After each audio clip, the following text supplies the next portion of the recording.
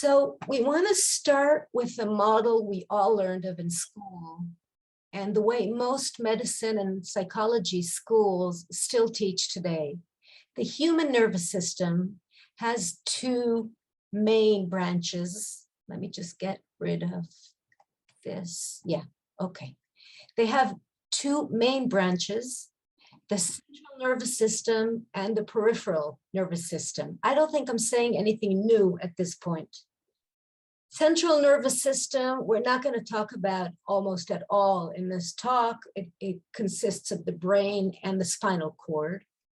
Peripheral nervous system that carries messages to and from the periphery and the central nervous system is comprised of a somatic nervous system that controls mainly voluntary muscles and the autonomic nervous system. So we're narrowing in to where we're going.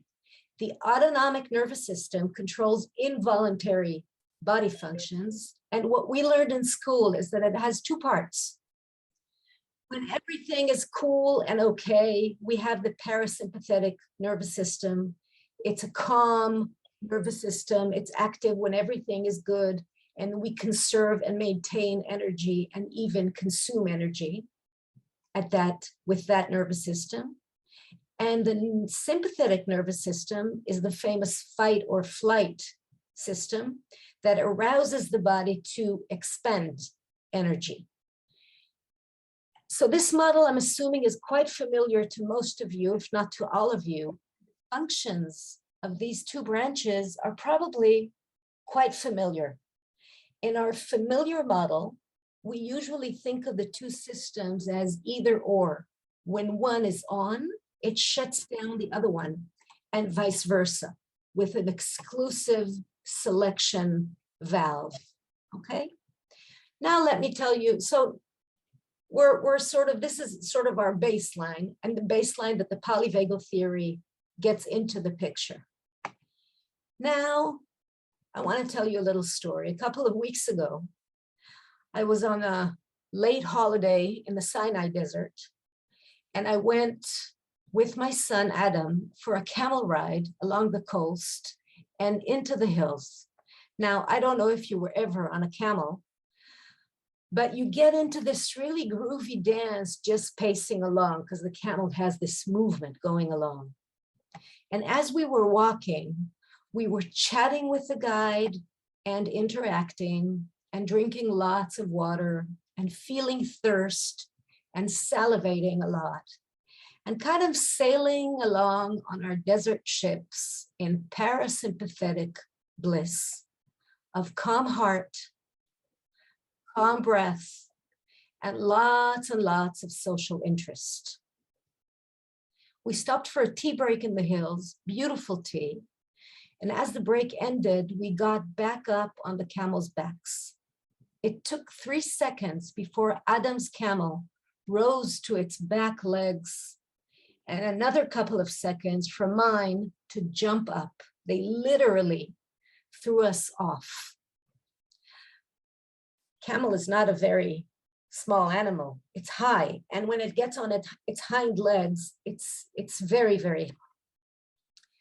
So Adam landed a little bit like a cat on his limbs, and it actually took me a moment to figure out what was going on. When I did look at him, I could see he was lightly bruised, scared, wide-eyed, and completely white in the face.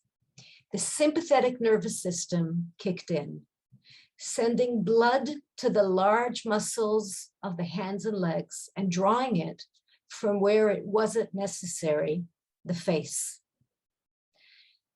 So Adam lands pretty much on his legs. I was really not so elegant. I was sitting on the camel's back, watching it rise up, and I remember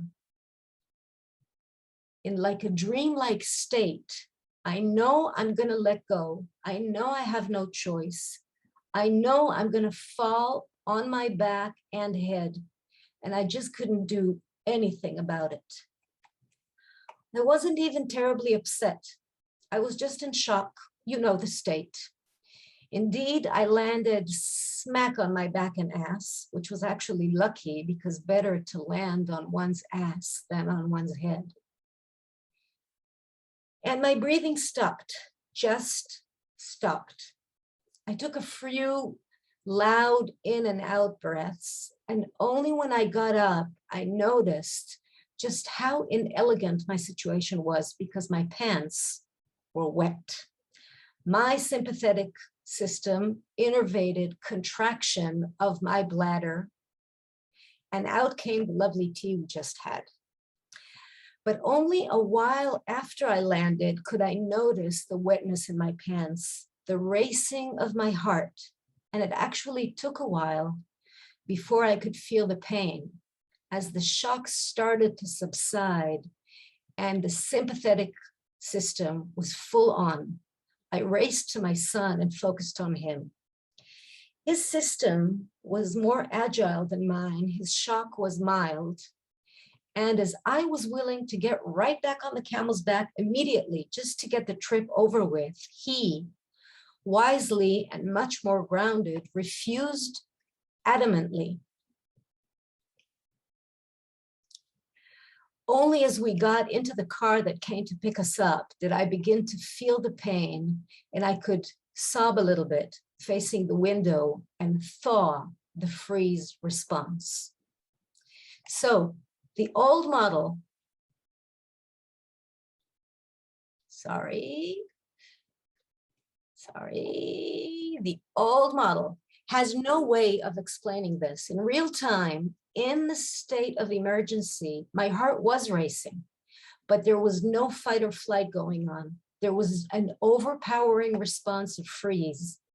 I can actually see some of you wording it, but that's actually not parasympathetic or sympathetic, is it?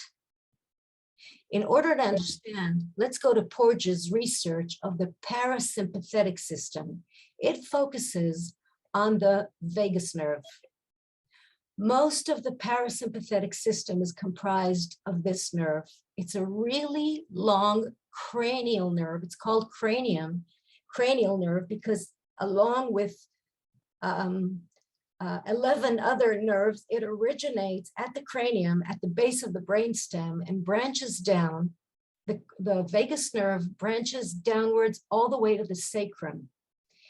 It gave the parasympathetic system its nickname, the rest and digest system.